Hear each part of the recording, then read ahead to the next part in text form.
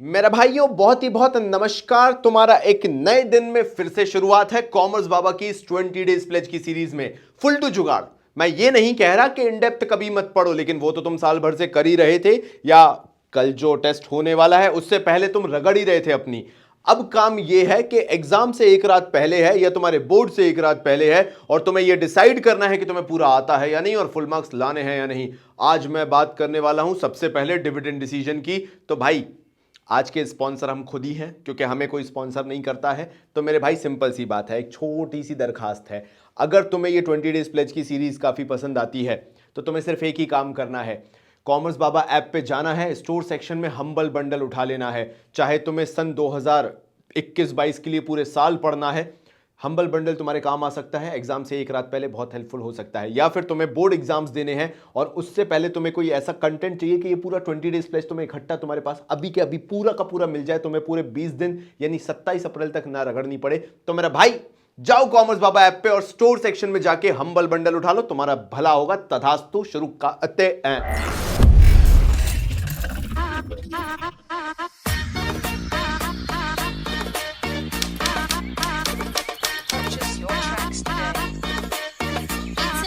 खाली बैठा open Insta then scroll किया, फोटो छाप के मीम पे कितनों को ट्रोल किया। पढ़ाई है बंद कैश पहलाई बी ग्रेड, बस याद अपने को श्वेता की सीक्रेट। 12th में तो टॉप किया बट बर्बादी हो रही है, ये सोच के बुद्धि मेरी आधी हो रही है। देन नोटिस आए ओबी एग्जाम है अपने, ये मैम मेरा रैप मेरी पारी हो रही है। तो मेरे भाइयों डिविडेंड डिसीजन क्या होता है? एक कंपनी ने गुड्स बेचे, मार्केट में जब गुड्स बिके तो कंपनी की कमाई हुई, कमाई को बोला गया इनकम। जब इनकम में से सारे खर्चे निकाल दिए कंपनी ने तो जो बचा हुआ बैलेंस हुआ वो कहलाया प्रॉफिट। ना वो प्रॉफिट के साथ कंपनी क्या करे, यही डिविडेंड डिसीजन होता है। स्टेप बाय स्टेप समझना, डिविडेंड टर्म का भी मतलब समझा दूंगा। होता क्या है, जो लास्ट का प्रॉफिट बचता है उस पर बहुत सारे लोग होते हैं जो क्लेम करते हैं। मैं बता रहा हूं ऑल आउटसाइडर एक्सपेंसेस हटा देने के बाद, नाउ इट्स ऑल अबाउट जो तुमने पैसा बोरो करके रखा है या तुमने खुद का पैसा जो लगा के रखा है इन्वेस्टमेंट के तौर पे बिजनेस के अंदर। Either your own money you have invested or you have borrowed the money from the market, ये दो ही कंडीशन है। उसके खर्चे माइनस नहीं हुए हैं। अब उन खर्चों को कैसे केटर करते हैं पहले वो देखते हैं। डिस्ट्रीब्यूशन ऑफ सरप्लस फंड, मैंने बताया dividend decision is all about कि आप सरप्लस फंड को कैसे डिस्ट्रीब्यूट करोगे। नाउ इस सरप्लस के पीछे कुछ लोग पड़े होते हैं, उनका डिस्कशन करते हैं। Profit of the firm is distributed among various parties. ये कौन कौन सी पार्टीज होती हैं जिनके बीच ये बचा हुआ प्रॉफिट डिस्ट्रीब्यूट होता है? पहले होते हैं क्रेडिटर्स। जब आप क्रेडिटर्स से उधार पे गुड्स खरीदते हो और बोलते हो मैं 3 महीने बाद पे कर दूंगा, 4 महीने बाद पे कर दूंगा, तो क्रेडिटर्स भी आपसे कुछ अमाउंट ऑफ इंटरेस्ट मांगते हैं and that interest you always have to pay. फिर आ जाते हैं यहां पे, देख रहे हो डिबेंचर होल्डर्स, ये वो होते हैं पब्लिक आम जनता जिनसे तुमने लोन उठा के रखा है, इनको भी तुम्हें हमेशा पे आउट करना पड़ता है। यानी चाहे क्रेडिटर्स को तुम इंटरेस्ट पे कर रहे हो चाहे डिबेंचर होल्डर्स को इंटरेस्ट पे कर रहे हो, ये बोथ फिक्स्ड लायबिलिटी है। फिक्स्ड लायबिलिटी मतलब चाहे प्रॉफिट हो चाहे ना हो, इनको तो पे आउट करना ही करना है। अब तुम बोलोगे बाबा जी आपने तो बाहर के सारे खर्चे माइनस कर दिए थे ना, तब प्रॉफिट बचा था। यस, बिल्कुल सही जा रहे हो, लेकिन अगर मैं क्रेडिटर्स की बात करूं और डिबेंचर होल्डर्स की बात करूं तो ये आम खर्चे नहीं है, ये है बोरोड मनी। क्रेडिटर से क्या किया था? बोरो किया था। डिबेंचर होल्डर से भी क्या किया था? बोरो किया था। क्रेडिटर से बस ये था उधार पे गुड्स लिए थे, लेकिन था तो पार्ट ऑफ बोरोइंग ना। Same goes with debenture holders, इसलिए इनको सेपरेटली ट्रीट किया जाता है। इसलिए ये प्रॉफिट के पीछे पड़े हुए वाले लोग हैं कि ये एक तरह से जो फंडिंग उठाई है उसके रिटर्न में जो तुम्हें एक्सपेंसेस बेयर करने वाले हैं, ये वो एक्सपेंसेस हैं। नाउ चलो ठीक है, ये दोनों फिक्स्ड लायबिलिटी हैं, that has to be paid, बात अलग हो गई। बाकी दो लोग कौन बचे? एक हुए एम्प्लॉयज और एक हुए शेयर होल्डर्स। ये दोनों को ही आप, एम्प्लॉयज को कई बार बोनसेस के तौर पे आप रिटेन्ड अर्निंग में से पैसा निकाल के इन द फॉर्म ऑफ डिविडेंड वगैरह दे देते हो या शेयर होल्डर्स को देते हो। Now what the hell is dividend? देखो यार, तुम एक कंपनी हो और बीइंग अ कंपनी तुमने इनकम कमाई, इनकम में से सारे खर्चे माइनस किए तो प्रॉफिट कमाया, प्रॉफिट में से फिक्स्ड लायबिलिटी भी दे दी, खत्म कर दी। फिक्स्ड लायबिलिटी पूरी दे मारी, मतलब क्रेडिटर्स को और डिबेंचर होल्डर्स को भी पे कर मारा। उसके बाद हमारा भाइयों, उसके बाद क्या होता है, मैनेजर को यह डिसाइड करना रहता है कि वो जो रेसिजुअल प्रॉफिट बचा है, बचा हुआ बिल्कुल एकदम कचड़ा वाला, या वो जो चिप्स आखिर में बचते ना इतने से, वो वाली बात चल रही है, या फिर सरप्लस प्रॉफिट जो बचा हुआ है उसके साथ क्या करोगे, how much to be distributed to equity share holders as dividend, यानी वो बचा हुआ प्रॉफिट जब इक्विटी शेयर होल्डर्स को तुम देते हो तो जहां इक्विटी शेयर होल्डर्स के पास प्रॉफिट ही रहा है, लेकिन टेक्निकल टर्म यूज करने, कुछ स्पेसिफिक क्रिएटिव टर्म, कॉमर्स वाले क्या करें, ऐसे टर्म के साथ आते हैं, अब H2SO4 तो लिखेंगे नहीं ना, तो उन्होंने बोला whatever profit you give to the equity share holders that is termed as a dividend. Dividend नहीं होता, हार्ली डेविडसन वाला नहीं, डिविडेंड, यहां पे डिविडेंड की तरह प्रॉफिट दिया जाता है, या फिर कंपनी के पास दूसरा ऑप्शन भी रहता है कि वो अपने पास रख ले उसे in the form of retained earnings. Now these two options are available with the company. ये कौन डिसाइड करता है? जो भी मैनेजर, फाइनेंस मैनेजर होता है जो ये सब हैंडल करता है कि जो रेसिजुअल सरप्लस बचा है या जो रेसिजुअल प्रॉफिट बचा है, बचा हुआ प्रॉफिट जो है, सरप्लस प्रॉफिट जो भी तुम बोलना चाहते हो, उसके साथ एक कंपनी क्या कर रही है, कंपनी के पास दो ऑप्शन होते हैं। कंपनी अपने पास रिटेन्ड अर्निंग जैसे भी रख सकती है या शेयर होल्डर्स को डिविडेंड भी दे सकती है, मतलब वो प्रॉफिट शेयर होल्डर्स में बांट सकती है। और यहीं पे बात आती है हमारे एम्प्लॉइज की। एम्प्लॉइज को भी वही डिविडेंड की तरह बांटा जाता है, क्योंकि कुछ कंपनीज की ये पॉलिसी है कि हम अपने एम्प्लॉइज को शेयर्स देके रखते हैं और फिर उनके साथ भी वो पैसा बांट लिया जाता है, profit in the form of dividend उनको भी दे दिया जाता है।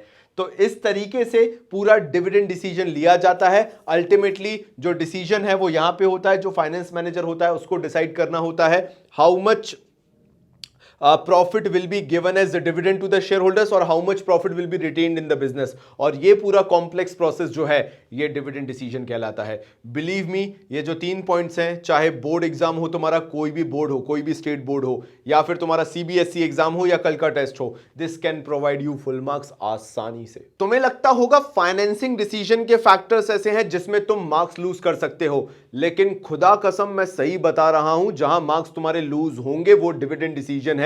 ये छुपा हुआ रुस्तम है, मतलब इसमें तुम्हारे मार्क्स जाने के चांसेस कंपैरेटिवली बहुत ज्यादा हैं, क्योंकि इसके अंदर टेक्निकलिटी कंपैरेटिवली बहुत ज्यादा आती है। प्लस दूसरी चीज कि तुम कभी भांपोगे भी नहीं या इसकी वैसी तैयारी करोगे भी नहीं, तो यहां मेरी रिस्पॉन्सिबिलिटी बन जाती है कि जो शुरुआत के टॉप 4 पॉइंट्स हैं वो तुम्हारे अत्यंत स्ट्रॉन्ग करवा दूं, क्योंकि केस स्टडीज भी आने इससे चांसेस ज्यादा हैं। इस बार की बात कर रहा हूं या तुम्हारे टेस्ट की बात कर रहा हूं, या फिर अगर दूसरी चीज बोलूं तो तुम्हारे लिए इसके अंदर लिखने वाला कंटेंट बहुत इंपॉर्टेंट है, क्योंकि इसके अंदर कुछ भी लिख देने से मार्क्स कभी नहीं मिलेंगे, और तुम हर बार जो सोचते हो कि बिजनेस में मार्क्स नहीं मिलते, दैट इज द रीजन। शुरुआत करते हैं फैक्टर्स अफेक्टिंग डिविडेंड की। पहला आता है अर्निंग्स। देखो यार, डिविडेंड इज समथिंग, जो तुमने प्रॉफिट कमाया है वो तुमने अपनी पब्लिक के साथ बांटा है, जिसने भी तुम्हारी कंपनी में पैसा लगाया हुआ है, आम जनता, इन्वेस्टर्स जितने भी हैं।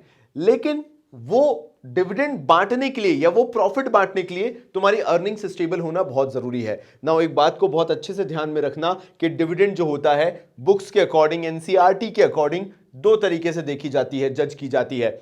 यानी डिविडेंड जो दिए जाते हैं कंपनी के द्वारा वो प्रीवियस ईयर और करेंट ईयर अर्निंग्स पे बेस्ड दिए जाते हैं। अब ये ऑब्वियस सी बात है कि अगर ज्यादा अर्निंग होगी तो आप ज्यादा डिविडेंड पे करोगे और कम अर्निंग होगी तो आप कम डिविडेंड पे करोगे। बट जो लिखना जरूरी है अल्टीमेटली वो है The dividend is based upon previous year and current year earning। अगर ये नहीं लिखोगे तो मार्क्स लूज कर दोगे। Now coming back to second point, stability of earning। देखो यार, तुम एक कंपनी हो और तुम्हारा कंसिस्टेंट रहना बहुत ज्यादा जरूरी है। अगर बीइंग अ कंपनी तुम कंसिस्टेंटली पैसा अर्न करते हो, कंसिस्टेंटली प्रॉफिट अच्छा कमाते हो, तुम्हें भी being a company dividend distribute करने में प्रॉब्लम नहीं होगी। You will be very happy कि चलो यार मेरे शेयर होल्डर्स खुश रहें, आबाद रहें, सुखी रहें, उससे ज्यादा चाहिए भी क्या है। लेकिन सोच के देखो, तुम एक ऐसी कंपनी हो जो मार्केट में जूझ रहे हो, स्ट्रगल कर रहे हो, कई बार कुछ मार्केट्स छोड़ने पड़ रहे हैं, कुछ नए मार्केट्स में एक्सप्लोरेशन करना पड़ रहा है, एक्सपेरिमेंटेशन करना पड़ रहा है, तुम्हारी अर्निंग्स स्टेबल ही नहीं है। उस मामले में फिर तुम डिविडेंड उतना आसानी से बीइंग अ कंपनी डिक्लेयर नहीं कर सकते। आंसर बड़ा सिंपल है इसका, कंपनी विथ स्मूथ अर्निंग्स। यहां पे स्मूथ टर्म अगर तुमने यूज कर लिया तो मार्क्स आराम से मिल जाएंगे, बिकॉज स्टेबिलिटी यहां पे ऑलरेडी यूज हो चुका है। So the company with smooth earning they will provide high dividend, and the company with not so smooth earnings will provide lower dividend. वो बहुत आसान सा आंसर है, बट फिर भी मेरा काम था तुम्हें एक बार हिंट आउट करना कि तुम्हें इसके अंदर लिखना क्या है, और इन केस अगर केस स्टडी आ जाए तो पकड़ने में ज्यादा आसानी होगी। मैंने कर दिया पूरा चिल आउट कर दिया माहौल, मतलब अब कुछ नहीं होगा कभी उसमें। वो नया वाला ही पुराना वाला? नया वाला है और स्मूथ बहुत फास्ट चलता है वो, उसमें सारे फीचर्स बहुत ज्यादा, मतलब मैं तुम्हें दे रखा था 2007 का वर्ड जो तुम अभी चला रहे थे, लग भी रहा था वो शक्ल भी उसकी 2007। दिस इज 2020 अपडेट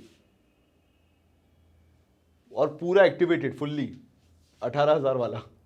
एंजॉय करो। नहीं आपको कुछ मेरे से हेल्प चाहिए तो बता दो।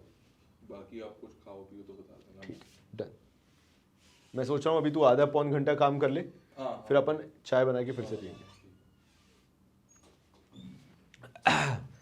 कैश फ्लो पोजीशन ये अकेली ऐसी चीज है जो हर पर्टिकुलर टॉपिक के अंदर टिपिकली चेंज हो जाती है, जैसे इस टॉपिक के अंदर। Now in this context we are going to talk about the dividend. देखो यार, डिविडेंड जो है अल्टीमेटली, चाहो ना चाहो तुम ये जानते हो कि तुम्हारे पास से बीइंग अ कंपनी पैसा जो है आउटफ्लो हो रहा है, यानी तुम्हारी पास से बाहर जा रहा है। So dividend is equals to outflow of cash होता है। नाउ तुम्हें माइंड में क्या रखना पड़ेगा, या किसी कंपनी के बारे में सोचते हुए क्या रखना पड़ेगा कि हाई डिविडेंड कब देना चाहिए, कंपनी ये हाई डिविडेंड कब अफोर्ड कर पाएगी। Only when they have good amount of profits, they have surplus cash. Outflow है ना ये, बट ये वो आउटफ्लो है कैश का जो सबसे लास्ट में होना चाहिए। सो अगर तुम्हारे पास being a company surplus cash बचा हुआ है, इतना सारा प्रॉफिट कमा लिया है कि एकदम बढ़िया सोफा बना के बैठे हुए उसके ऊपर, तो थोड़ी सी गड्डी निकाल के अगर पब्लिक को दे दोगे इन द फॉर्म ऑफ डिविडेंड, कोई दिक्कत नहीं है। लेकिन तुम्हारी हालत खुद ऐसी कि जमीन पे बैठे हुए हो, तो तुम कहां से प्रॉफिट बांट दोगे इन the form of dividend. So yes, dividend means outflow of cash. और ये लिख दिया ना तुमने, डिविडेंड मींस आउटफ्लो, अरे भौचक के रह जाएंगे teachers. Dividend means outflow of cash, and if you have surplus of cash, खूब डिविडेंड दो। But if you don't, sorry आप नहीं दे सकते हैं, because dividend means outflow of cash. जब कैश है ही नहीं तो आउटफ्लो क्या ही होगा, तुम खुद उनके घर पे जाके काम थोड़ा ना करने लगोगे। Now coming to growth opportunities, इस चीज को बहुत ध्यान से सुनना, क्योंकि ये दो लोगों से है रिलेटेड। पहला हो गया वो जो नई नई कंपनी है, न्यू बॉर्न कंपनीज कहलाती हैं, और दूसरी है जो ऑलरेडी स्टैब्लिश्ड है but they want to push themselves a little bit, या दूसरी डायरेक्शन में। तो यहां पे क्या होगा, ग्रोथ अपॉर्चुनिटी बोलती है कंपनी विथ इन्वेस्टमेंट प्लान्स, मतलब वो कंपनी जिसने इन्वेस्टमेंट ऑलरेडी प्लान करके रखा है। Doesn't matter whether it is a small company or a big company, if they have planned their investments in future, उन्हें मार्केट में कुछ नया लेके आना है, कुछ ग्रोथ अपॉर्चुनिटीज उन्हें दिख रही हैं, then it in that context वो लोग अपना प्रॉफिट रिटेन करके रख लेंगे, अपने पास रख लेंगे। सी होता क्या है, मैं मानता हूं रिटेन्ड अर्निंग्स एक ऐसा बहुत बड़ा पोर्शन नहीं है जिससे कंपनी खुद को फाइनेंस करा ले, या वो आगे के बड़े बड़े फ्यूचर प्लान्स जो हैं उनमें वो सक्सेस पा ले। It is next to impossible कि ऐसा हो जाएगा। बट एक चीज जरूर हो सकती है, कंपनी जब मार्केट में पैसा उठाने जाती है तो वो मार्केट में जो शेयर्स के थ्रू या बोरोड फंड के थ्रू पैसा उठा रही है, उससे पहले उन्हें बहुत सारे खर्चे करने पड़ते हैं, जो मैं लास्टली तुम्हें पहले बता भी चुका हूं, फ्लोटेशन कॉस्ट होती है ना। वो फ्लोटेशन कॉस्ट के लिए कंपनी के पास दो ऑप्शन होते हैं, या तो कंपनी अपना खुद का पैसा यूज करे जो उनके पास खुद का सरप्लस रखा हुआ है, जैसे इस कॉन्टेक्स्ट में उनके पास रिटेन्ड प्रॉफिट्स हैं, या फिर कंपनी मार्केट में वो खर्चों को बेयर करने के लिए एक और लोन ले। मतलब because they have to take a bigger loan, they will take a small loan first, they will meet out all the expenses जो भी उनके हैं, and then they will take the bigger loan. तो instead of taking loan, what the companies can do is, जो भी उनका retained profit है उसको री इन्वेस्ट करें, और retained earnings cheaper source of finance होते हैं, और उस रिटेन्ड प्रॉफिट से जो भी है वो फाइनेंसेस जो फ्यूचर में उठाने वाले हैं उसके जो खर्चे होते हैं उनको मीट आउट कर ले। This is how a company can at least utilise their profits, और वो तभी होगा जब कंपनी के माइंड में ग्रोथ अपॉर्चुनिटीज होंगी। If the company is not planning for any investments in future, company आराम से वो प्रॉफिट उठा के जो भी रिटेन्ड अर्निंग्स वो सोच रहे थे कि रखेंगे, instead of keeping it as a retained earning, company चाहे तो वो शेयर होल्डर्स को डिविडेंड आसानी से बांट सकती है। ये लिखो ऐसा आंसर, मैं इससे ज्यादा तो मैं नहीं लिखवा रहा हूं, but I can guarantee you this can lead you score full marks. तो प्लीज इसको पूरा लिख लेना। 4 पॉइंट मैं तुम्हें ऑलरेडी करा चुका हूं, ये 3 पॉइंट तुम्हारे लिए और बड़ा मेजर फैक्टर बन सकते हैं। क्या इसके अलावा पॉइंट करने हैं? नहीं। क्या इसके अलावा कोई केस स्टडी में पॉइंट आ सकता है? बिल्कुल भी नहीं। जो मैं कह रहा हूं उतना कर लो, वरना भटकना है तो तुम्हें अनंत काल तक भटक सकते हो। कहने को तो 25 पॉइंट भी हो सकते हैं इसके, लेकिन ये वो चीजें हैं जो सीबीएसई पूछेगा, ये वो चीजें हैं जो कल का तुम्हारा क्लास टेस्ट पूछ सकता है। तो शुरू करते हैं स्टेबिलिटी ऑफ डिविडेंड के साथ। देखो यार, बात सीधी सी ये है, चाहे कितनी भी बड़ी कंपनी हो, आजकल हर कंपनी की अप्रोच यही है कि डिविडेंड दे रहे हो, कंसिस्टेंटली देते रहो। इट्स नॉट जस्ट अबाउट एक ईयर डिविडेंड दिया, अगले ईयर डिविडेंड नहीं दिया, फिर उसके अगले ईयर दिया, उसके अगले ईयर नहीं दिया। This should not happen. तो यहां पे बोला गया है कि अगर आपके डिविडेंड स्टेबल हैं या स्टेबल डिविडेंड पॉलिसी अपनाते हो, जो मैंने सेकंड पॉइंट में ही बोला है, let's move to first point first. Better impact on share holders. Share holders पे एक अच्छा इंपैक्ट पड़ता है। हर शेयर होल्डर जो मार्केट में इन्वेस्ट करके बैठा है, किसी कंपनी में इन्वेस्ट करके बैठा है, वो सिर्फ एक माइंडसेट के साथ बैठा है, मुझे टेंशन फ्री रहने दो और ये मेरी एक पैसिव इनकम यानी सेकेंडरी इनकम की तरह मेरे बैंक में पैसा आते रहे इन द फॉर्म ऑफ डिविडेंड। तो वहां पे अगर एक शेयर होल्डर को पता है हर 3 महीने में, क्वार्टरली या हर हाफ ईयरली में या एनुअली उस बंदे के पास डिविडेंड आता रहेगा, तो उसके नजरिए में भी एक अच्छा इंपैक्ट पड़ता है कि चल यार ठीक है, कंसिस्टेंट इनकम आ रही है, so better impact on share holders. Now ये जो पॉलिसी के बारे में बता रहा था, स्टेबल डिविडेंड पॉलिसी जो है, that is being adopted by big companies because they no कि उन्हें शेयर होल्डर्स को कैसे खुश रखना है, और इस तरीके से शेयर होल्डर काफी खुश रहते हैं। Then comes investors. मैं बता चुका हूं कि इन्वेस्टर्स बहुत सेटिस्फाइड रहते हैं, भैया किसी को रेगुलर इनकम मिल रही हो उसे बुरा क्यों ही लगेगा। And increase inflow of investment, देखो इससे क्या होगा, जो फाइनेंशियल इंस्टीट्यूशंस होते हैं या जो फर्दर इन्वेस्टर्स होते हैं जो कंपनी में इन्वेस्ट करना चाहते हैं, तुम्हारी कंपनी में इन्वेस्ट करना चाहते हैं, they will be very happy to give you loans in case financing institution है। इन्वेस्टर पैसा लगाने को तैयार होगा because they know stability of dividend है, कंपनी की इनकम जो है वो बहुत रेगुलर और रिकरिंग है, डिविडेंड से देखने को मिल रहा है। तो अगेन इनफ्लो ऑफ इन्वेस्टमेंट बढ़ जाएगा तुम्हारे लिए, बीइंग अ कंपनी, जहां से ग्रोथ अपॉर्चुनिटीज तुम्हारे लिए और ज्यादा बढ़ जाएंगी। Then based on earning potential, not just current years earning, यानी डिविडेंड्स जो है ना, मतलब अगर मान लो इन केस फ्यूचर में, अब ये पॉइंट बहुत ही कॉम्प्लेक्स है, नहीं मतलब मैं इतना तुम्हारा दिमाग नहीं खाऊंगा, may be company is planning कि चलो यार इस साल ज्यादा डिविडेंड दे देते हैं, सो इंक्रीज इन डिविडेंड अगर कंपनी करती है, स्टेबिलिटी के अंदर बात कर रहा हूं, मान लो कंपनी ये सोचती है या कंपनी ऐसा दिमाग लगाती है कि नहीं यार अब मुझे डिविडेंड बढ़ा देना चाहिए, बिकॉज एक फैक्टर आ ही जाता है शेयर होल्डर के दिमाग में, सालों से डिविडेंड स्टेबल है, ये बढ़ क्यों नहीं रहा है। तो कंपनी डिविडेंड का रेट तभी बढ़ाएगी जब कंपनी ये मेक श्योर कर लेगी कि earning has not been increased for the current year, but आने वाले सालों की भी जो अर्निंग है वो बढ़ने ही वाली है। If that factor is there, company dividend को बढ़ा देगी, कोई बहुत बड़ी बात नहीं है। ऐसा ही सेकंड पॉइंट आता है, बात ध्यान से सुनना। टैक्सेशन क्या कहता है, ये प्रॉफिट किसने कमाया, कंपनी ने कमाया, गुड्स किसने बेचे होंगे, कंपनी ने बेचे होंगे, खर्चे किसने माइनस किए, कंपनी ने माइनस किए, उसके बाद जो प्रॉफिट आया अल्टीमेटली कंपनी ने कमाया। अब जब प्रॉफिट ही कंपनी ने कमाया तो टैक्स भी कौन पे करेगा भाई, कंपनी पे करेगी ना, तो टैक्स कंपनी को पे करना पड़ता है। अगर ज्यादा प्रॉफिट कंपनी दिखाएगी तो ज्यादा टैक्स पे करना पड़ेगा, अगर कम प्रॉफिट कंपनी दिखाएगी तो कम टैक्स पे करना पड़ेगा।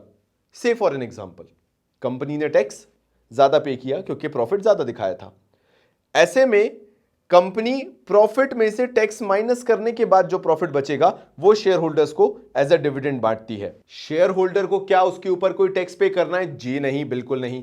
तो मैंने बता दिया टैक्स फ्री इनकम होती शेयर होल्डर्स के लिए, तो लेकिन कंपनी को तो टैक्स पे करना है उस पे।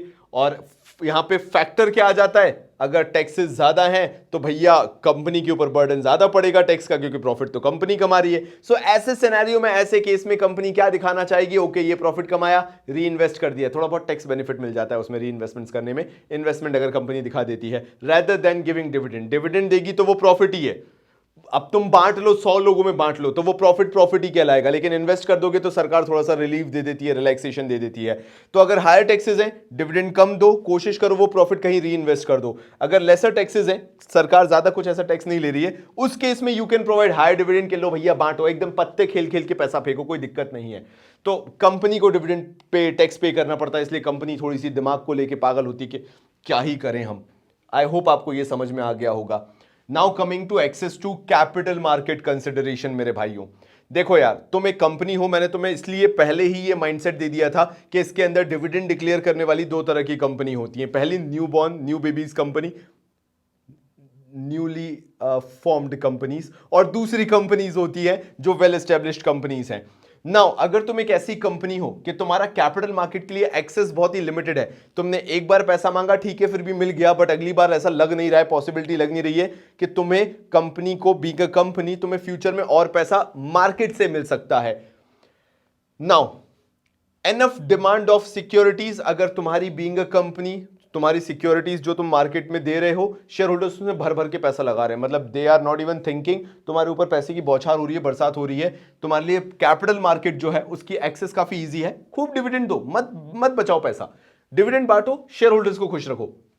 लेकिन जैसा मैं पहले बता रहा था, तुम एक न्यू बॉर्न कंपनी हो, बिल्कुल नई नई कंपनी, और तुम्हें मालूम है कि अगली बार अगर तुम कैपिटल मार्केट में पैसा मांगने जाती हो तो शायद तुम्हें कोई पैसा नहीं दे। ऐसे में अगर difficult to access capital market है, अगर ऐसा सिनेरियो है, लोअर डिविडेंड रखो और वो प्रॉफिट को बचा के रखो कि इन फ्यूचर अगर तुम्हें री इन्वेस्ट करना पड़ा तो कैपिटल मार्केट से तो पैसा आएगा नहीं, क्योंकि बहुत कम लोग तुम पे भरोसा कर रहे हैं। इट्स बेटर कि उस पैसे को जो तुमने बचाया है प्रॉफिट को उसको री इन्वेस्ट करने में यूज कर लो. So this is how you can take a wise decision. This is how you can actually act upon in the worst condition, क्योंकि तुम्हारा प्रॉफिट तुम्हारी जेब में है. और डिविडेंड डिसीजन ऐसे ही किसी एक फैक्टर से नहीं बनता, बहुत सारे फैक्टर से बनता है. मैंने यहां पे 7 फैक्टर्स तुम्हारे साथ डिस्कस किए हैं, बस ये 7 फैक्टर याद रख लो, तुम्हारा काम हो जाएगा. और मेरे भाइयों, अंत में मैं बस यही बोल के जाना चाहूंगा, माना ये छोटा सा वीडियो है और मेरे साथ यही फैक्टर काम करता है, मैं पढ़ा भी देता हूं और लगता भी नहीं है कि पढ़ा दिया है. मिलूंगा कल के डे में, बिजनेस को लेके चिल आउट रहो, रिलैक्स रहो, जितना मैं करवा रहा हूं उतना करते चलो. एंड मैं ये भरोसा दिलाता हूं उसके बाद हर एक केस स्टडी बनेगी और हर एक क्वेश्चन मिलेगा और हर एक क्वेश्चन का टेक्निकल आंसर बनेगा. तो मिलता हूं अगले वीडियो में, तब तक के लिए बहुत सारा प्यार और धन्यवाद.